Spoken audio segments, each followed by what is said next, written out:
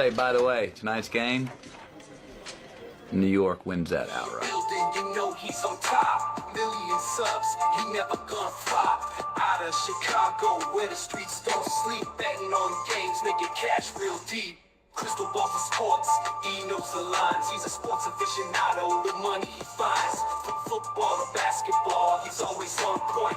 Predicting winners never disappoints. He's got that hustle, that Chicago vibe. Making moves on the streets, cash on the side. With E, you know it's always a bet. He's the king of the game, never forget.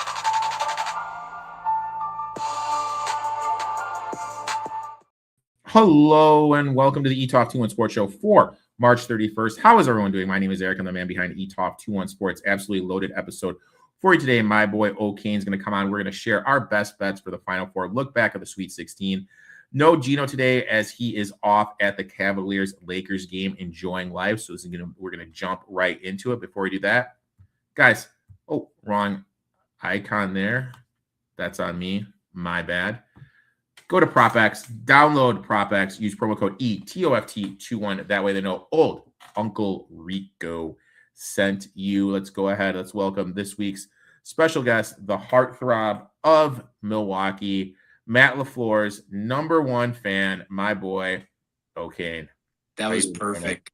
When I hopped on the link, the Matt LaFleur Taliban was still my background. I had to swap that out. That has not aged well with the current world events. Yeah. Hey, Brewers win. All right, I can turn that off now. First of all, let's jump around a little bit. You're a big Packers guy. What are your thoughts on their move so far? Yeah, man. I mean, it wasn't ever going to be so actually it's funny. The most recent thing is they asked Matt LaFleur. It was something along the lines of, players and fits. And he made a comment about, there were some guys last season that didn't accept their roles or didn't want to be a role player and thought they were more. And the reporter comes back and says, well, is that person still on your roster? And he hits him with a no comment. So I don't think my offseason's over. I think there's still a receiver that's probably headed out of town, but yeah, I mean, for the few things we've done, it's hard to grade an offseason until you draft, right? Until the draft is over. But from the little pieces and moves, we didn't do what we did last year with Banks and made this big move at a offensive lineman that really didn't pay off great, or like Nate Hobbs that didn't pay off. I mean, if you look in retrospect, last offseason was a mess. Yeah. So it's better than last offseason, but we don't know until we know, right? It's always hard to tell, like how you see like everything going on with the draft and everything, all these fringe moves. I mean, hell, Baker Mayfield became the highest paid quarterback in the NFL today. Hashtag I thought I'd see. Cool, Kev. What is up, my friend? Appreciate you checking in. I am not going to the draft this year. Draft is where again? In lovely Pittsburgh, Pennsylvania. Would be an elite draft spot, legalized gambling, some really good Rivers casinos right there on the river. And I'm sure they're going to blow it out. But just like Green Bay, you're betting on the weather, man. The weather may or may not be good. So I've been to two drafts. Draft one, Kansas City, fucking great. That looked awesome, yeah. Kansas City one, those guys fucking nailed it. It was a phenomenal draft, everything. Detroit was a little different because they had it in downtown Detroit and it was different neighborhoods blocked off. And once they got so many people, they just blocked it off. And there's just way. So that was the thing with Detroit is the congestion. I think was the biggest complaint. Yeah, that was the thing. Kansas City was great time. Well, and they had Green Bay last year, and Green Bay but we're blessed. We had the perfect situation where we actually have parking outside of our stadium. Yeah. That's the thing is we weren't in metropolitan Detroit. Yeah. They had the infrastructure. It was so spread out. They did a great job with it. But no, Pittsburgh would be, if there was a draft spot to go to. I haven't been to Pittsburgh in my life. So that's definitely a bucket list. I want to see a Pirates game because I'm a big fan of that stadium. And I'd love to see, the Steelers Packers too. Hobbs and Jacobs aren't worth those contracts. LOL, so much of difference makers. Man. Damn, can't believe they let Montgomery go. That's a fantasy. I don't understand what the Texans were doing. I think Detroit hit a home run with that trade. Montgomery production was going down big time. Obviously, like I was on the wrong side of so many Montgomery tickets this fall. With that line and what they're doing in the run scheme, I don't think he fits well down in Houston at all. Here's an interesting one. Took a flyer on the Vikings, 22-1 to win the North. Get the fuck out of here. Leave. Get him out of chat. Kick him out. I'll tell you what. That's a pretty good price. That price is. 22-1 is. The North is absolutely wide open. I feel 100%. I think the Bears are going to come back down. God knows what's going to happen to Detroit. God knows what's going to happen in Green Bay. O'Connell. He's going to put him in a position to win. I always find myself always betting the Vikings under in wins, and always somehow it comes down to the last game of the fucking year. Dude, Vegas has them pegged. Now, if you can peg a team that perpetually hasn't had a quarterback in a few years, sure. But yeah, the Vikings are not a team that's probably on my radar of being worried at this point. But it's a good number. I can't deny. Plus 2,200 is a good price. Let's go ahead. Let's jump into it. I'm going to say this, before I kick it over to you for your takeaway. It's been an entertaining tournament, but I feel it's been a very chalky and a very Joe Public tournament. Well, so this was probably the least amount of brackets that I entered into. And I felt the same way. I'm like, dude, I had a few cute upsets in the first round, but I had them out by the second round. Yeah. But I'm sitting here going in with 2 games left, and if UConn wins the national championship, I'm walking away with over $2,000. So if you didn't try to get too cute, it probably worked out for you. But from a betting standpoint, I got murdered in the first 2 rounds. Just absolutely murdered. I think I ended up maybe up 3-4 units last weekend. But yeah, that first 2 rounds were tough, man. I agree 100%. Even because you don't want to be the guy betting all the favorites. And I was talking to one of my friends who runs a sports book, and he was like, dude, we are getting our asses handed. Oh, I'm sure their teeth got kicked in. He goes, even the public dogs, it was funny. They needed Duke against UConn and Duke against St. John's. Oh God. And when you kind of think about how those when the sports book needs Duke, that's kind of something. But yeah, what's your takeaway from the weekend? Yeah, man. The first one is Bobby Hurley is inevitable, and he's a fucking psychopath. Did you see him going forehead to forehead with the ref after that shot was hit? It's great. It's funny. So I'm a big fan of Pardon My Take, obviously biggest sports podcast in the world. They made a comment today, or maybe it wasn't them, maybe it was a different one I was listening to, but generationally, so my generation, Duke was, and I think your generation too, Duke was just hated. You had Leitner, I had Reddick and Grayson Allen. They were talking about it. I think UConn might end up being the Gen Z version of Duke, because I'll tell you what, man, Danny Hurley goes and gets his 3rd and 4 years with that kind of attitude. And the only difference is I can't point, and they're going to be running out of caravans soon. So you won't be able to point out and get an obvious player on the team, but they just recycle, repeat. Bobby Hurley, or not Bobby, Dan Hurley is absolutely inevitable. Here you go. Hurley better than his old man coaching wise. At this point, because that was the other point, is Hurley is, I think, in his late 40s, early 50s. Yeah. And college basketball coaches go until they're 70 to 80. Yeah. We got a lot more Hurley left in us. Wherever he's at with UConn, if things go south, he will always be able to get the best job available because of what he's done just in this pocket of time. But yeah, that's kind of my biggest takeaway is he is inevitable. I thought it before the season. I thought Their region broke right for the things that needed to happen for them to get to this point. They needed to beat Duke, and they did it. And now they did it in the most unbelievable way possible. That's the crazy thing, is we haven't even talked about the way the game ended. Okay, so let's play out the game here. Like, I catch ball in corner. Yeah. I get 7 points of contact, and I bend down like this. It's just like, I mean, and here's the thing, like, so my nephew plays ball. My nephew plays basketball. He's young as fuck, plays basketball. He works out with a guy who used to play point guard in the Big Ten. And when I have him calling me, do you think I could guess who it is? He doesn't want it known, so we'll talk about it afterwards. Yeah, I need to. I have a feeling I may know who it is. So anyway, I lost my train of thought. Sorry, young nephew. He told me, he calls me afterwards. He's like, "Did you see that game?" I'm like, "Yeah." He's like, "Why didn't you just hold the ball? Like, you get the ball into your best free throw shooter, and you just let elementary.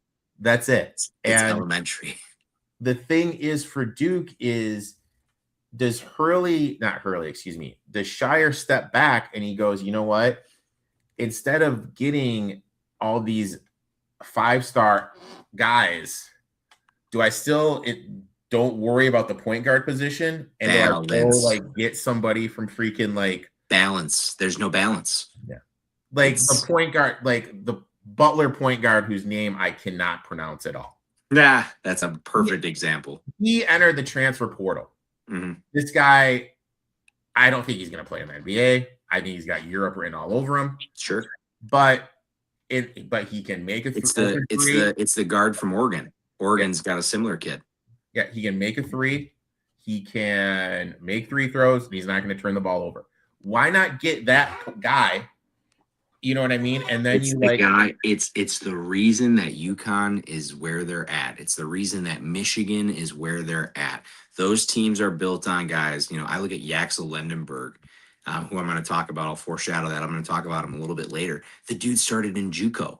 He's played 4 years of college basketball at 3 very different levels, being at UAB, Michigan, and JUCO. Like, we saw it with Signetti at Indiana. We saw it. If you have players that are cerebrally involved, Indiana didn't have stupid turnovers, didn't have stupid penalties. The players knew what their assignment was, and they bought in.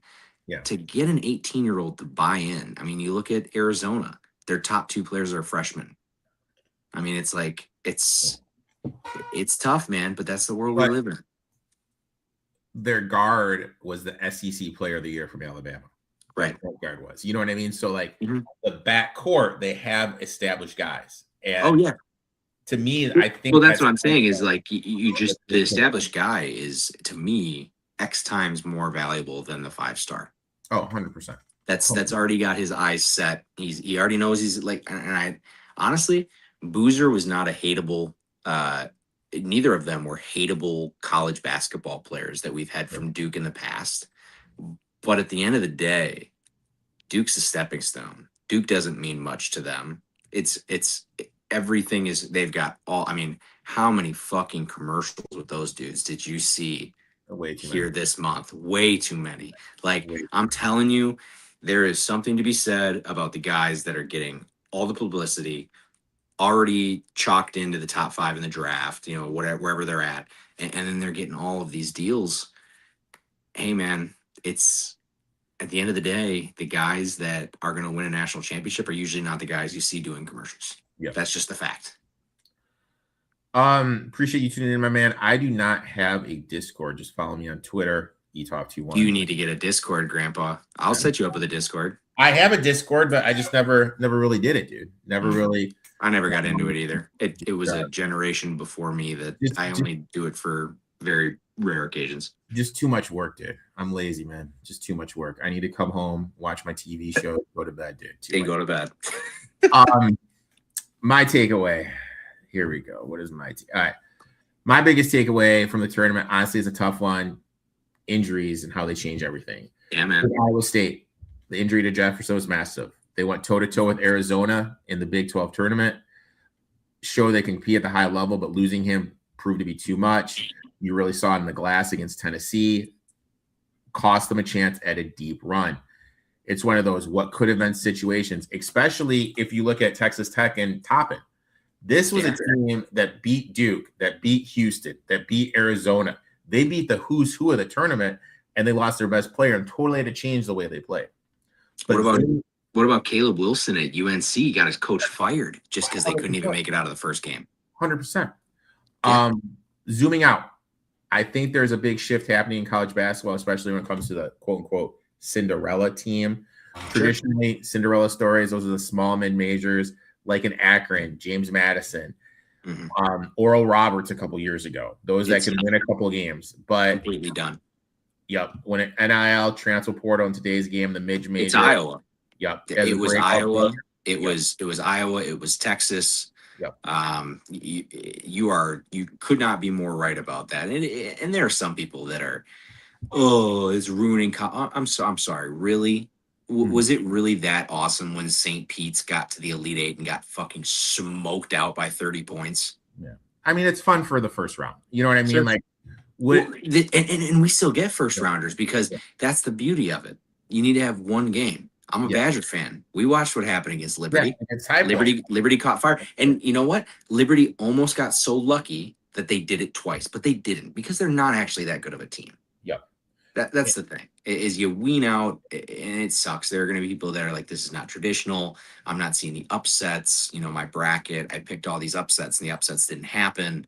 It's self-projection because people had bad brackets this year. That's what it is.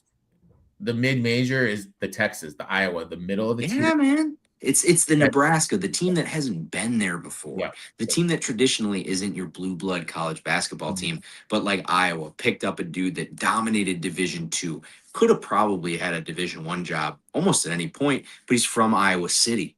He was waiting for this job, and I guarantee he ain't fucking leaving. And Iowa's going to be a problem in the Big Ten, and I think Nebraska's headed in the right direction with basketball. Just don't show Matt Rule on your scoreboard before the game goes to shit, because Matt Rule is a shit coach. But I think you are 100% correct. We're dead when it comes to the small. Butler's not going back to the Final Four. It just ain't happening. Our boy Badger Max, friend of the show, high point in every crack team we get. Dude. Yeah. What was I gonna say? I called it. I said I didn't want to be a 5 seed. I didn't want to be. This is exactly like when we played Oregon. This is I've seen this story. But getting ahead of the curve next year, when I kind of step back and I say to myself, okay, what's a team from a power conference that made a shift in coaching that's going to be playing like an Iowa, a Ben McCollum system? We got Arizona State, who just hired Randy Bennett from St. Mary's, coming down. He's going to play that slower tempo game. Randy's been waiting on this, man. And I don't know how much I love the fit. I thought he was a Big Ten fit. Yeah. Kind of grind it out, go get some foreigners. But we'll see. I think like that's kind of a team like I'm a little bit interested in. Next year is going to be interesting. He's at ASU, right? Yeah, he went to Arizona State. Yeah, right. That's the other part. I made this joke when I was talking, because I was like, this is the joke I made, right? So he was able to get foreign dudes to come to St. Mary's in California. I don't know if you've seen where St. Mary's is at. Not of it. Brother, he gets those boys on campus at Arizona State, and they see the co-eds that they have an opportunity to capitalize on. He's in a phenomenal spot. Like they're gonna do so, and with them, and then you got Dillingham, dude. Arizona State's they're a wagon right now, and I knew that would happen with NIL. But yeah, next season is gonna be interesting, but that's in the future. We're gonna talk betting. Let's go ahead. We each have 3 bets. I'll let you kick us off, my friend. And I'm gonna say this: UConn should build this kid a statue for what he did against Duke. He's Terrace Reed. It's the offense rolls through him. They've made it very apparent. I just look at it since March began. he has jumped from 15 points per game up to 18 points per game. He's still shooting 60% from the field, which is obviously uber efficient. The big difference, we've got a guy that went from 59% at the free throw line to March, and he's shooting just under 75% at the free throw line. As a big, that is huge.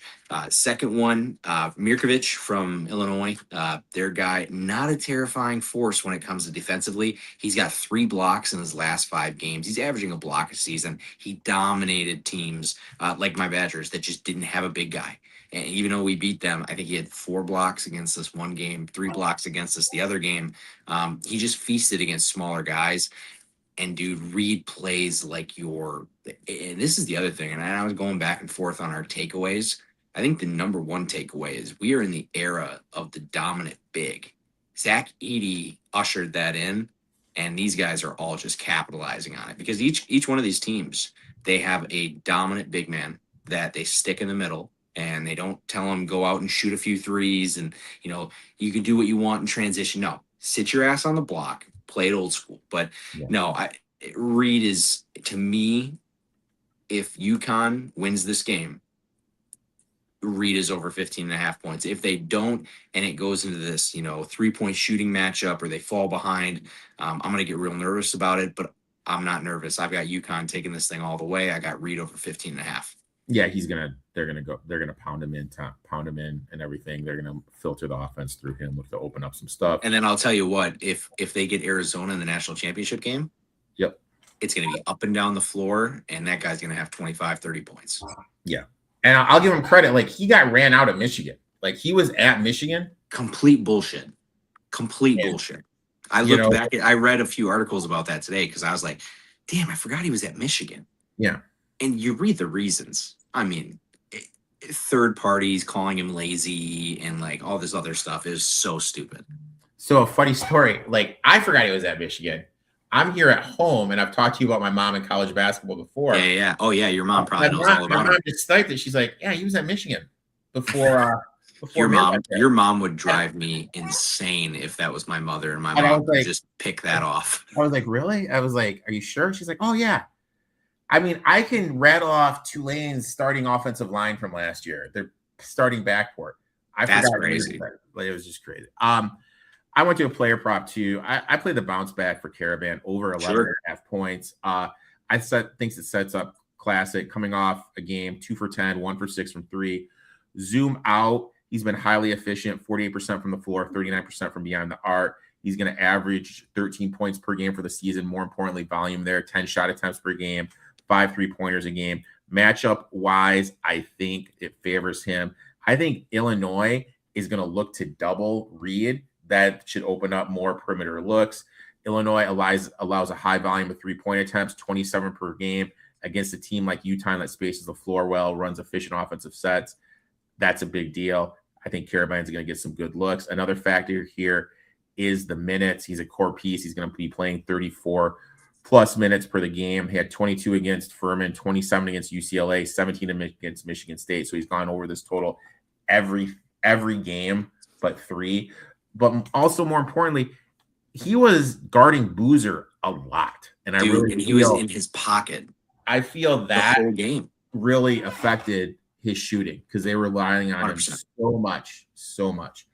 I'm gonna talk about it here. I'm gonna make almost the exact same point here in a minute, but just to play off what you were talking about, another thing that comes to mind is legacy.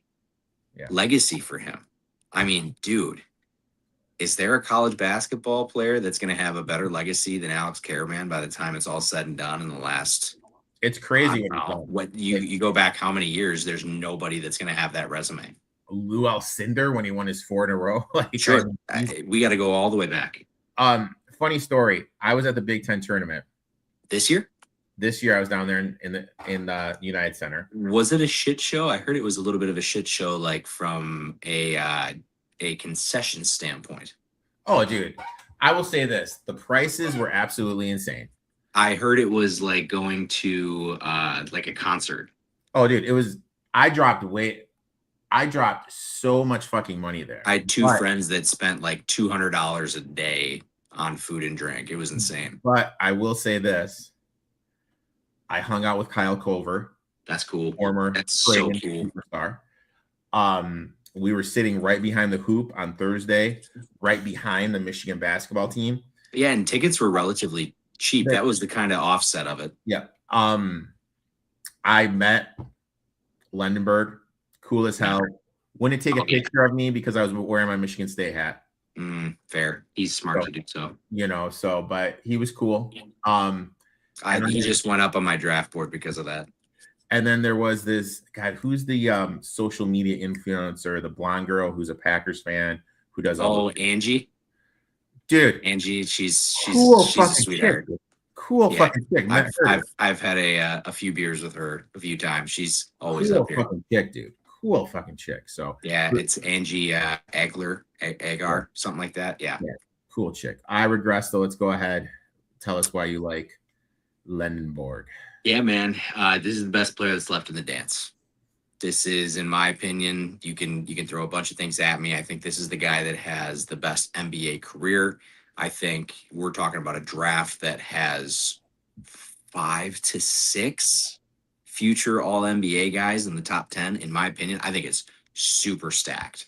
And he's one of them. I mean, look at the last few games, past 3, 25, 23, 27.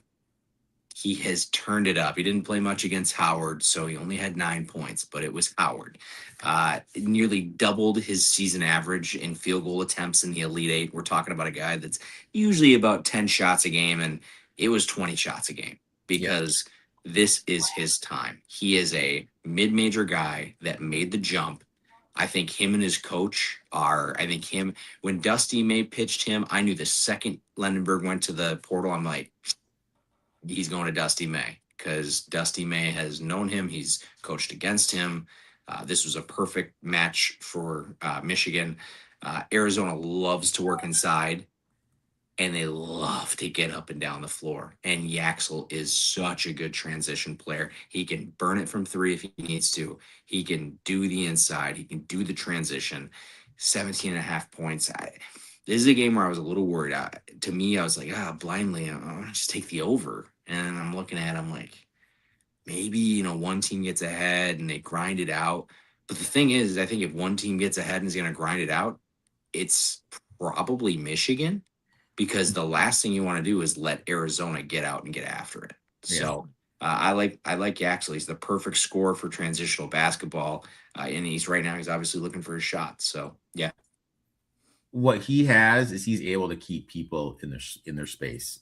Like his spacing, his court recognition is elite. The thing that a lot of people don't understand about the NBA is there's a million guys that can dunk, a million guys that can dribble. Oh yeah, they all look great. I got 5 guys at the YMCA over in Kimberly that could yam.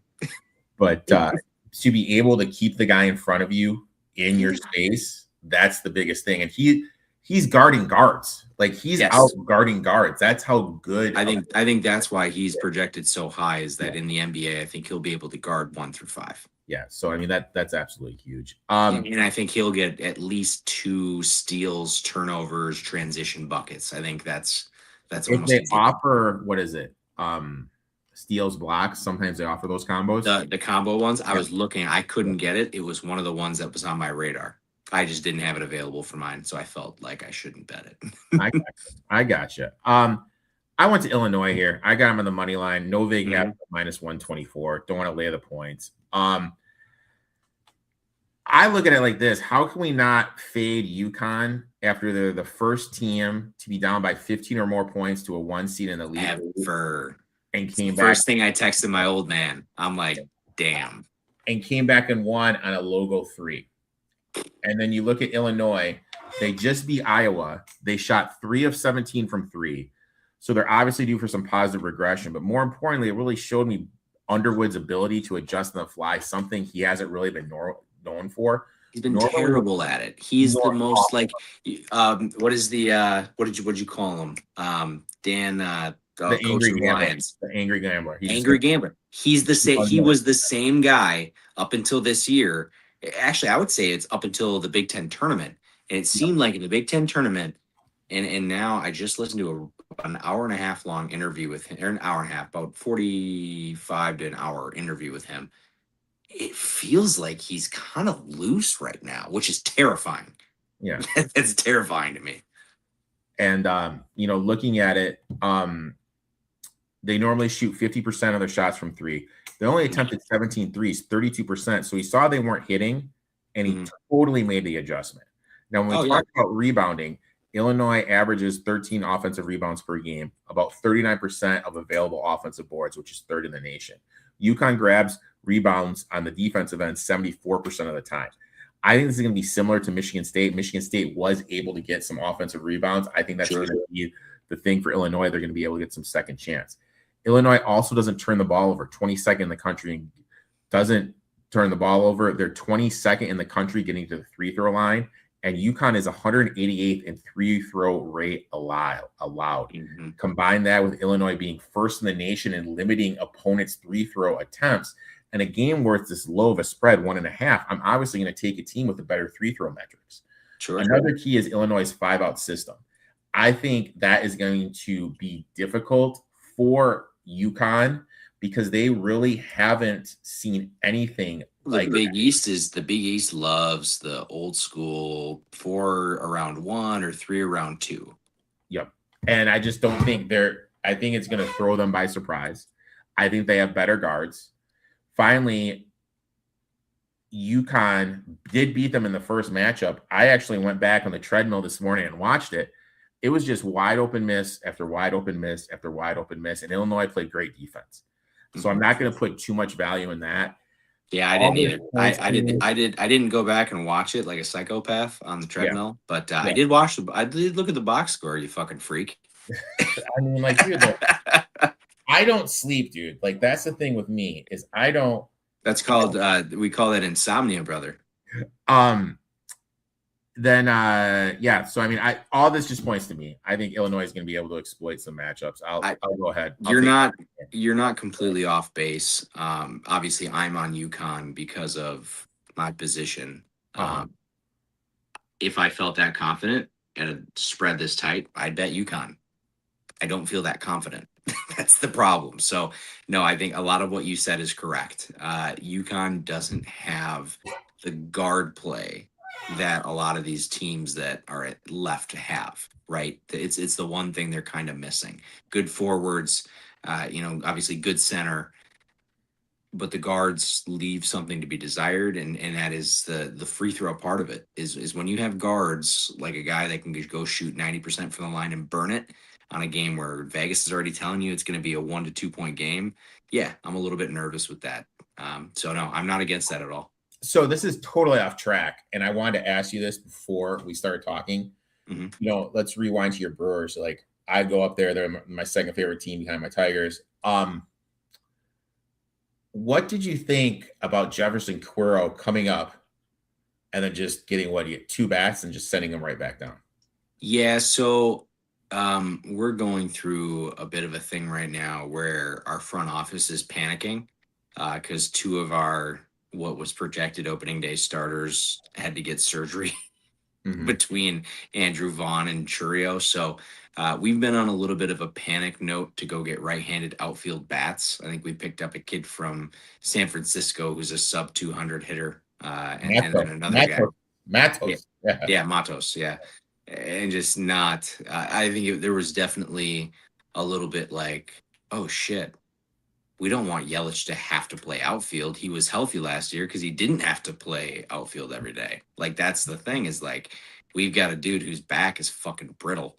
And if he takes one bad hit off the wall on a maybe home runner, it's, yeah, the Brewers are in a weird spot with that. But no, I trust our front office. If there's any one of my franchises that I trust the front office, it is the Milwaukee Brewers, and I trust them blindly because they know what they're doing. This Cooper Pratt signing, $50 million.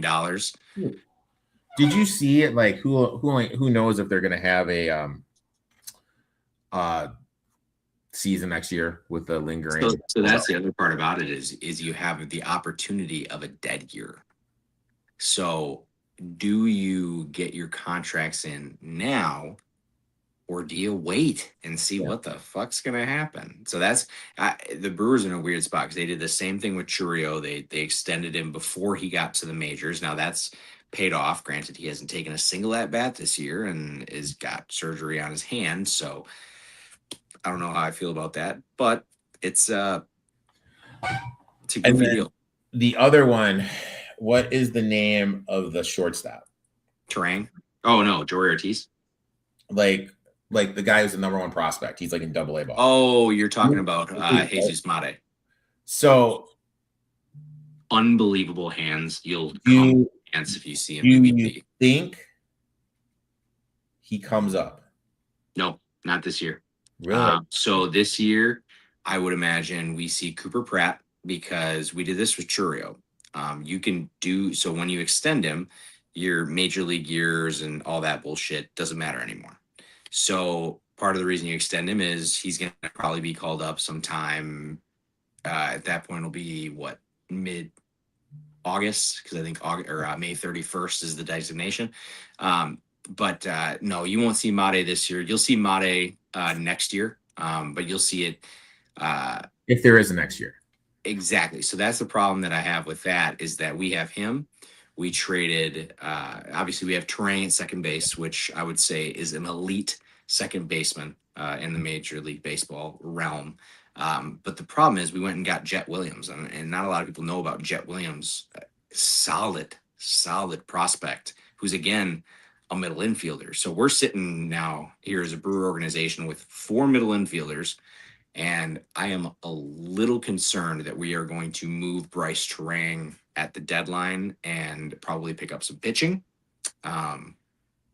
because apparently we can turn any Joe Schmo off the street, put him in our pitching lab, and he's going to come out being an absolute freak. Speaking of injuries, Priester is another one. Priester's, I think, out for 15 days minimum and is going to start doing some rehab. So, yeah, the Brewers right now are in a weird spot. A lot of goofy injuries. The World Baseball Classic did not help us by any. It helped. Actually, I take it back. It helped Bryce Terang's trade value because he was getting at bats, had some decent games. But yeah, sorry, not to get super off track. I'm super excited about baseball being back. It's kind of my cerebral thing. I don't mean to be that guy. Business casual 3-0 on the board today, buddy. That's a good day. I took the Brewers. So my goal is to bet all 162 games one way or another. Okay. As of today, it's the end of the month. I'm in the car business. I'm in finance. So my nights get a little late at the end of the month. So I didn't get home and the Brewers were down 2-0. And a little live bet action. Took the Brewers plus 213 when they were down 2-0.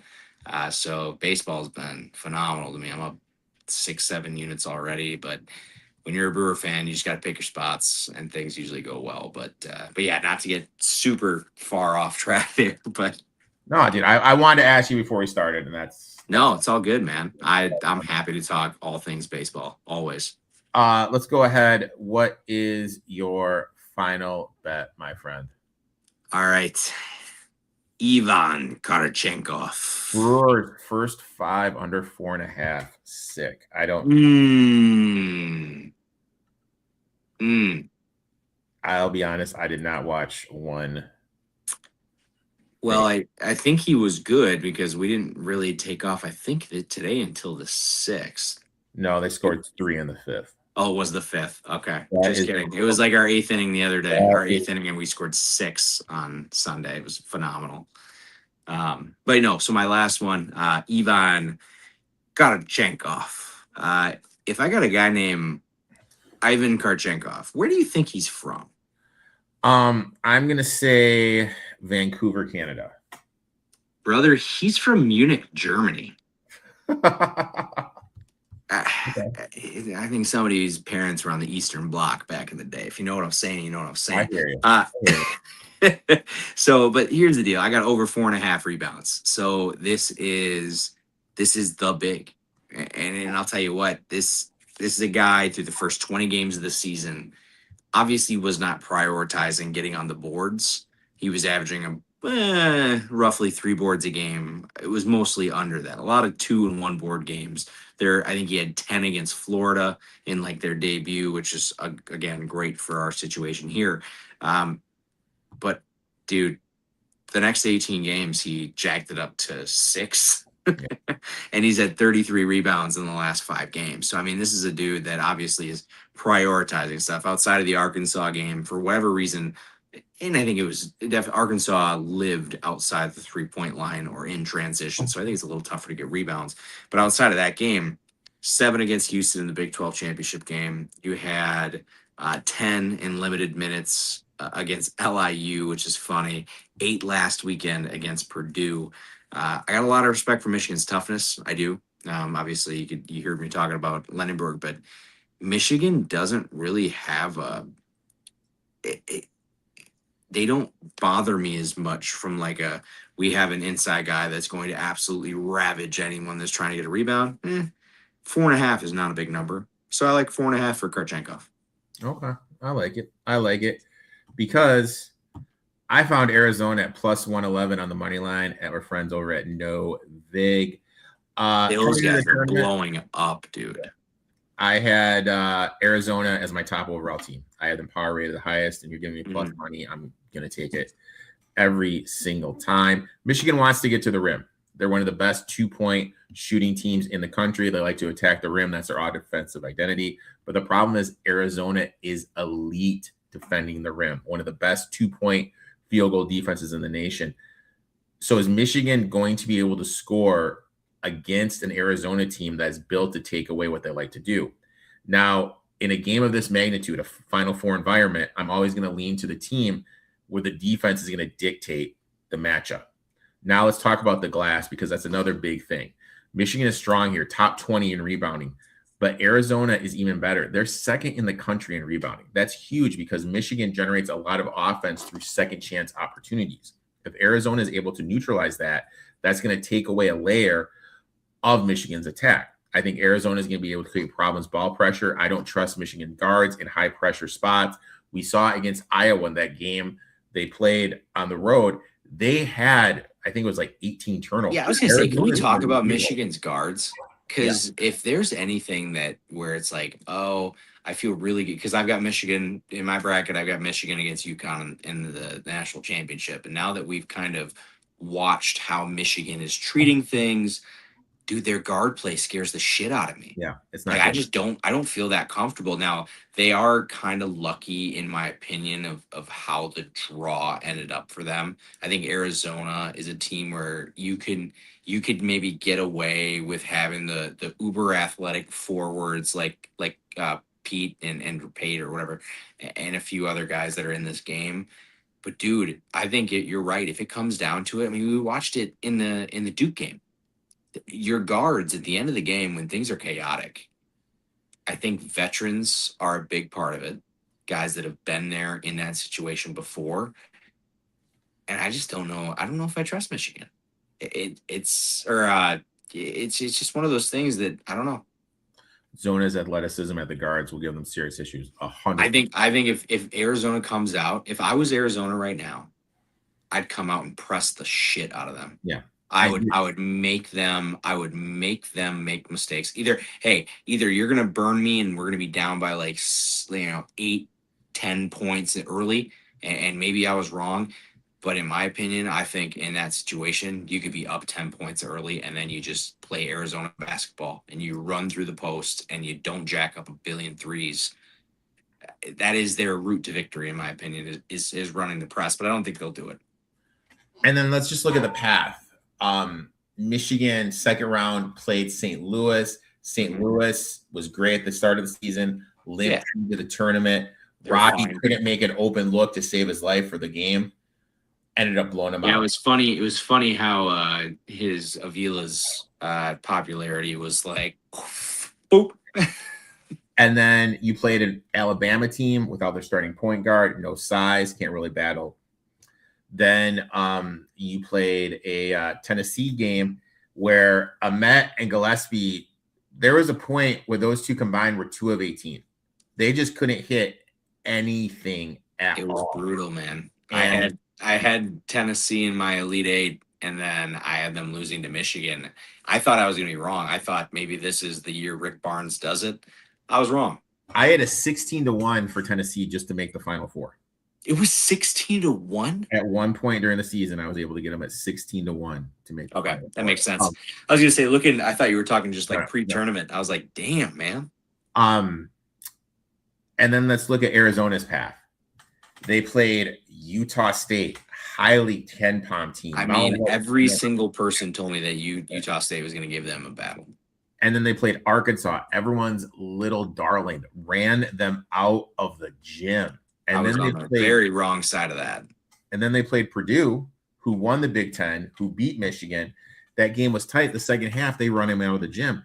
I feel this team has just been more battle tested. They've played stiffer competition, and they're going to be ready for this Michigan team. Another key factor, let's look at free throws. Michigan, top 15 in the country getting to the line, but Arizona is top 10 limiting opponents' free throw attempts. That's a big deal. It's a lot of points. When you talk about that from a points expected perspective, that's a lot. And that's exactly. And in a game like this, that's going to take points off the board. It's not going to allow Michigan get those better matchups against Tennessee. All Tennessee's bigs had 3 fouls in the first half. If Arizona that shit was over before it started. What are your thoughts? What are your thoughts on the total? So we've talked about this. I feel like we've made a lot of points to kind of lean towards the under here. This is my worry is this. But who wants to be the guy betting the under in the Final Four? This is my worry about this game in the under. Mm-hmm. What if Michigan turns the ball over? Sure. And both these offenses are just so elite that need the defense. I think you need to change your E word. It's efficient. They're efficient. They're getting their buckets. There's a lot of teams that'll jack up 1,000,000 threes. These are not the teams that'll do it. Yeah. And they're going to pound it inside. Yeah. I think they'll get to the line. Lundenberg is going to check Pete, which is going to be popcorn. I think that's going to be a phenomenal matchup. It's going to be it'll be one of the best Final Four one-on-one matchups we got in a while.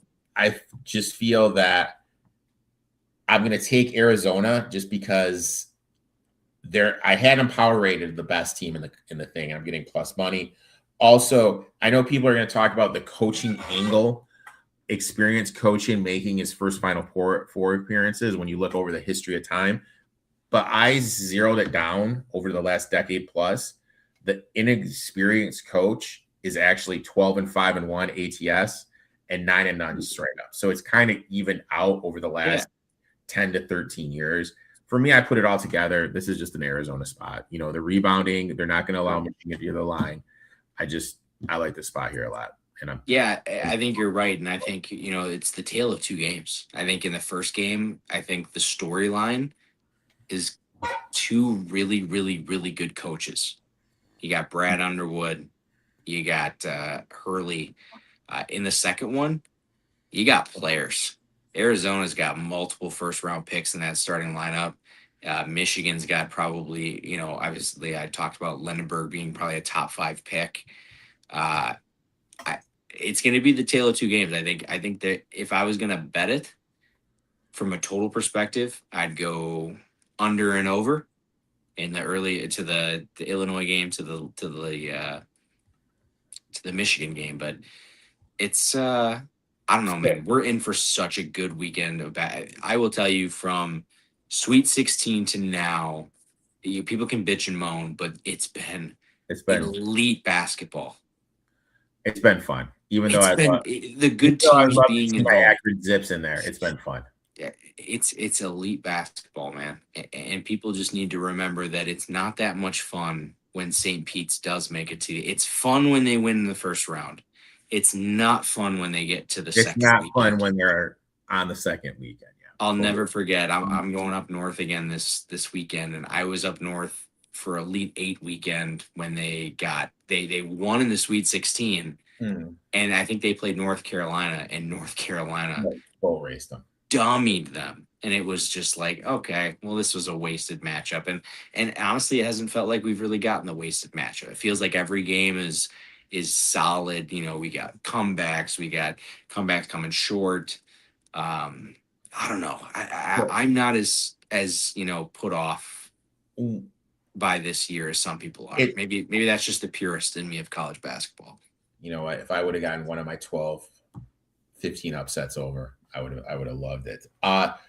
Real quick before I let you go, one of the things I personally like to do is, I know everyone's like, well, which team are you going to pick? Instead of doing that, let's go into the most outstanding player odds. I just pulled up that online.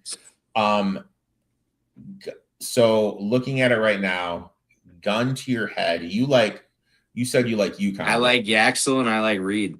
So I'm looking at it right now. They gotta be two of the top three. Yaxel is a big guy, got the easiest stats of his life. Dude, let's be honest. Armando got so lucky, and now he's not doing shit with his life. Not true. I don't know that. Lendenberg is 2-1. Then we got Braden Burris from Arizona plus 325. Yeah. Jalen Bradley from Arizona plus 525. Wagner from Illinois plus 650. Then your boy Reed 10-1. Oh. Well, see, that's the thing is, like, I could, if I didn't have UConn right now and like calculating the odds of like my buy-in, it's basically I got UConn on a 1 unit plus 2,000.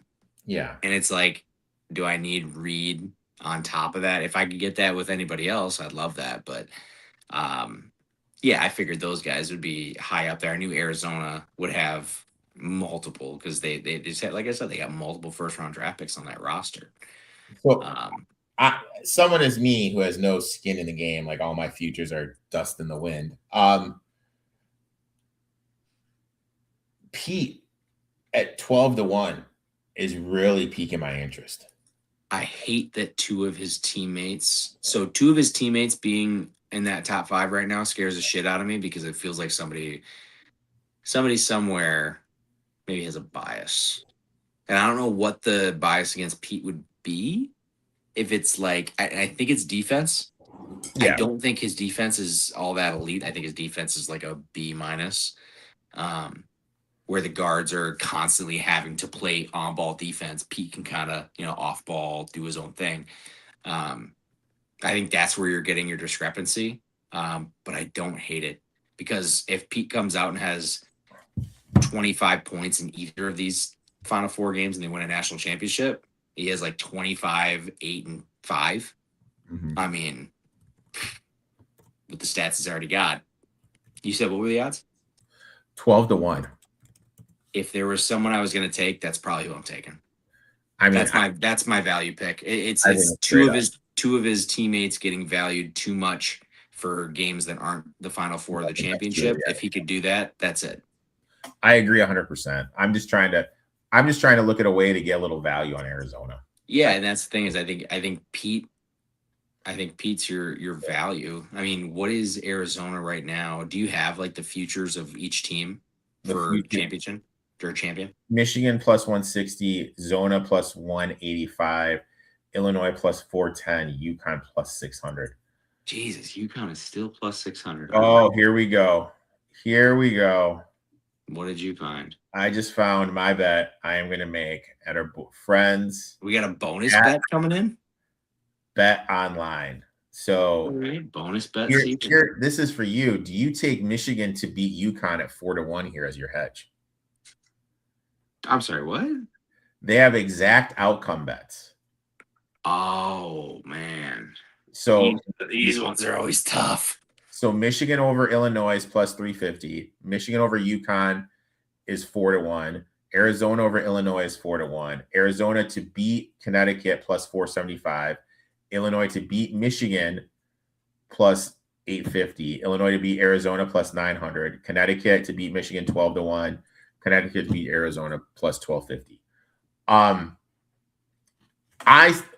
Based on how I bet this, I feel I'd be an idiot not to put a little money on Arizona to beat Illinois. Yeah, I mean, in this. So I'm trying to conceptualize some of these numbers you just read off to me, because that is a very, when you get down to a Final Four like this, where it truly, I would say, would you say this is our most wide open Final Four we've had in some time? Correct. Yeah. I don't hate your angle of where you're going with this, because the odds are so wide and spread like that. So, and if I've got something built in already at 2Gs on UConn, that's one team I don't got to worry about. So I look at it like this. If this is the case here, you said I put a little money on Arizona to beat Illinois in the final at plus 400. Sure. And then Illinois, and then that's it. The projected look ahead line is Illinois getting 4.5 with a plus 160 money line. Did you say this is Bet Online? Bet Online, yeah. All right. My brain has just completely switched to it's time to let the dog out and go to bed, to it's time to make some money and see if we don't have a beautiful angle right here. So like that's kind of where my head is. No, I think you are. Erik, anyone tell you smart? You a smart boy. I have my moments, dude. I have my moments. Every blind squirrel finds his nut, right? Even a blind squirrel finds a nut. But like hypothetically, like if you think Michigan's against Michigan, your logic is almost like too ironclad to where there's no chance this actually makes sense. If you think Michigan's going to beat Illinois, why not put a little plus on the plus 350 right here? All right. You know, like you're going to take all my Saturday action out of it, and I'm just going to be sitting here Monday just hoping to God this is. All right. Well, I just found out I'm going to go smoke a joint and figure out how I can corner this, because you just opened up my eyes a lot as I'm sitting here on Bet Online, which I still have $340 of balance in Bet Online, which is cool.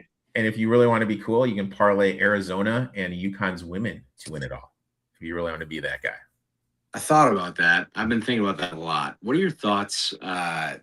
So I don't want to get sexist. I promise I'm far from it. Love women. All the yiddy yaz. If Hurley wins a third men's national championship, I love Gino. I mean, who's the true royalty when they walk in the door in Stores, Connecticut? The thing is it's got to be Hurley. I no doubt. I don't think it's even close. And I have nothing but respect. Gino is one of my favorite coaches in any sport. Cream of the crop. Every single top girl goes there. He gets every single recruit. And it's kind of like they do it two different ways. They do it two very different ways. I think I don't think the transfer portal, and I guess I'm not as tapped in. How tapped in are you?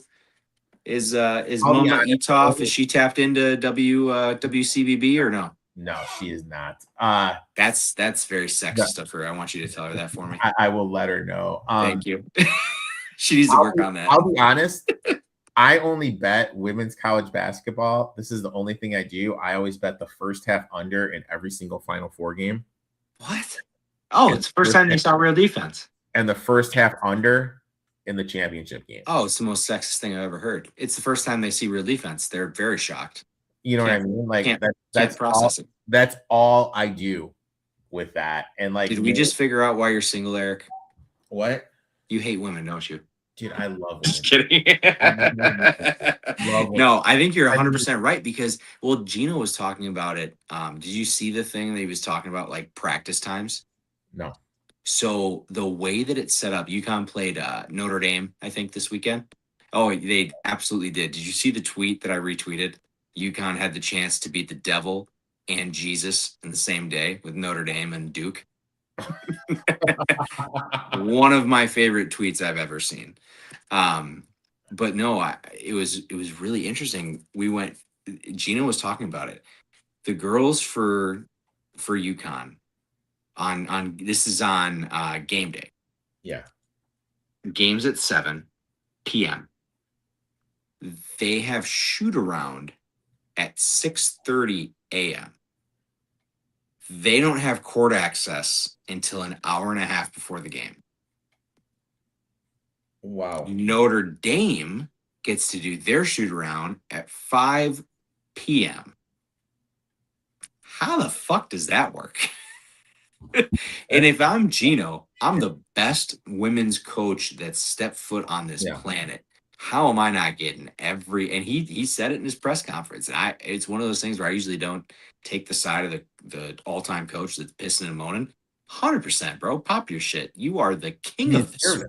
It's just, it makes no sense, dude. It makes zero sense. I think, and the women are getting, they get the shittier venue. I've seen pictures of the locker rooms. Like, can we just get the gals a good we're at the point once they get to the Sweet 16. I don't think it should be anything. They should just play the women where the men are, and they should do the women and alternate with the men.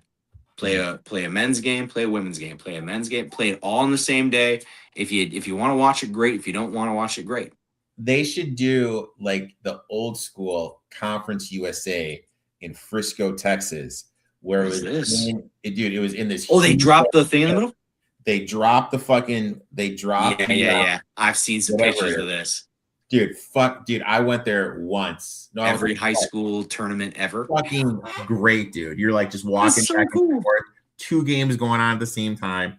Yes. Phenomenal. That is in my, I understand it from like a whistle perspective and things like that, but I've never understood where it's like, you got places like Jerry's World. Yeah. You could put 2 courts easily in Jerry's World. Or even Ford Field. You know what I mean? Like, you could do it at any football stadium, right? I mean, you run it, opposite, you got 50 some yards. That's plenty for a fucking basketball court. And you split it at the 50-yard line and you spread them out each way. Dude, could you imagine? But the problem is they can't charge for 2 tickets. Yeah. That's the fucking problem. That's the world we live in, is they can't make the money off it. So this beautiful scenario that we're creating in our heads can't happen. It's not profitable. So, okay, and I'd like to thank you for taking time out of your schedule. Absolutely, man. A little shop. And now, since I know you like baseball, we'll definitely have you on during the baseball season. Yeah, man. So, everyone, where they can find you, my friend.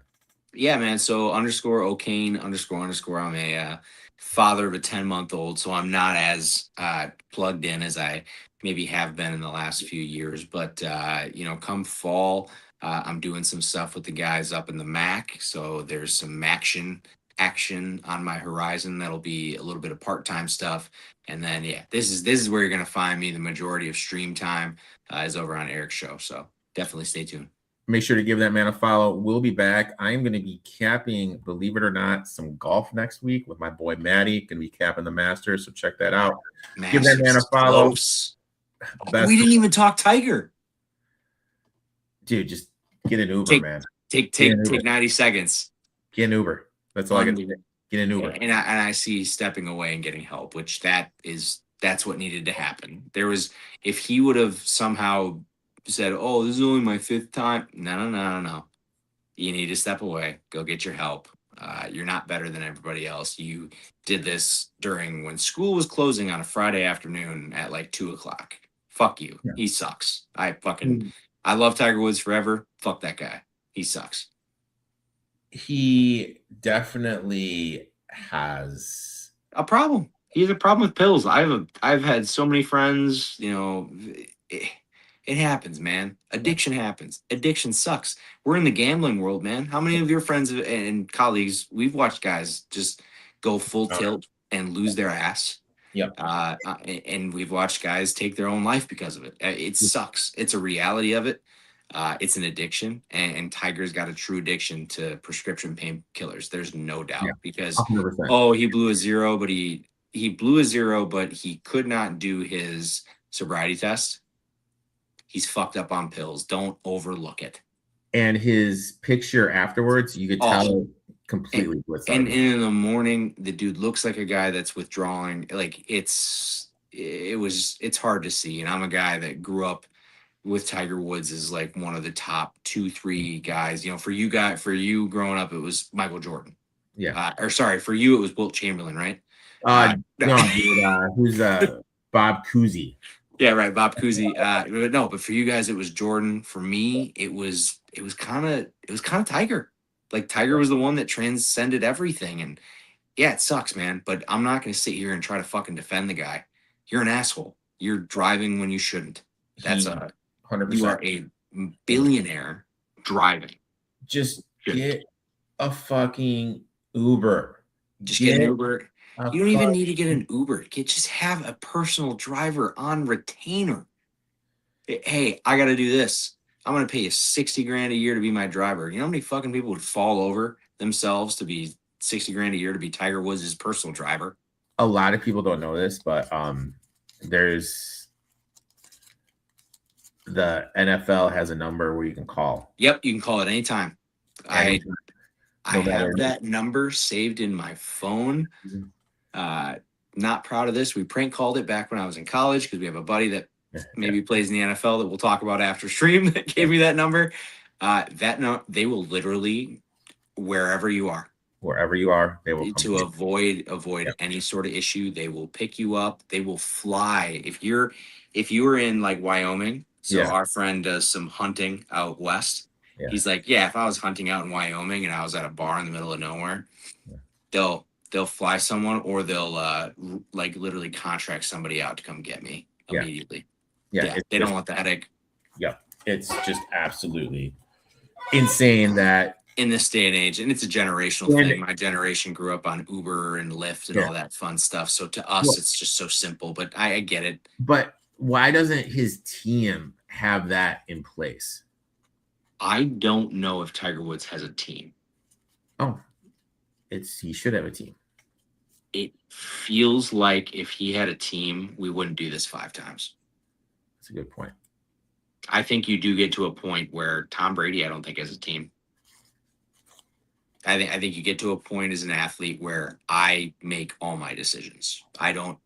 But he at least has like a management company. Sure. He's got an agent or things like that. But you're an agent to Tiger Woods. What are you going to tell Tiger Woods? Yeah, you're just hoping that all the endorsement checks hit and all that stuff. Yeah. What are you actually going to do to like make that bridge burn? I mean, if you're Tom Brady, your best chance is Alex Guerrero. Yeah, and you guys just bang on the side. So I mean, that's super weird. But we won't even get into that. We're not even close to football season. Just wait. Thanks for calling on, my friend. We went on some tangents. Appreciate everyone tuning in. Yes. First time going live on Kick. I got a Kick channel. You have a Kick channel? I got a Kick channel. Unk has upgraded. Let's First time on Kick. Appreciate all you guys tuning in. Make sure to check out next week. I'll try to put together some master bets. So appreciate you guys. Give that man a follow, and we'll talk soon, my friend. See you, gang.